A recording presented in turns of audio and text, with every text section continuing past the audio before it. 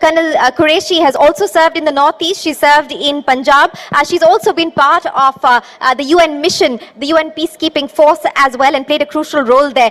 Colonel Qureshi, as you look at your journey, at your own journey, what have been the big lessons and the learnings for you? And what is it, like we heard here from Sonal, that you would like to leave to the women who are watching, to parents who are watching, to brothers and fathers who are watching, because that's an important message to send out? Jai Hind, everyone. Firstly, I would like to convey sincere thanks to everyone for giving this opportunity to speak at Nari Shakti. If you ask me, I belong to a warrior family, so it was in my genes, and I wanted to don the uniform. And believe me, Indian Army is the best organization one can have. It gives you an opportunity to surmount any kind of difficulties, and I'm lucky and privileged to serve the nation with honor and pride.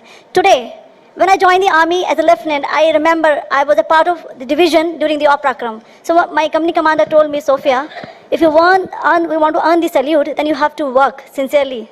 Believe me, I have earned the salute and also earned the commendation card during the Oprakram. It was all because of the good mentoring I had that time. And if you ask the challenges, I would like to highlight one incident when I was in Congo. And since you all know, the Indian Army is the largest troop contributing country in the United Nations. And I was the second batch of women officer, and I had a privilege to be part of one of the operation which we conducted during the historical presidential elections. So I was a part of the one cordon and search team. It was a melange of force from the Swedish army, from Tunisia, from Uruguay, and we led that cordon and search operation. We did it whole night. It took 72 hours, but it was successful. We could save the life of local populations. And next day, the force commander asked me who was that lady from the Indian Army. I think that gives me the pleasure.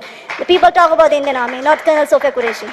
So such incidents happened in my life, and I had a privilege to command the contingent at ASEAN nations. I was the only woman officer among 22 nations. So I'm also thankful to my organization for giving me this opportunity. I was lucky that I was with the Sonal ma'am in Northeast, where I was again privileged to mentor the first batch of women military police soldiers.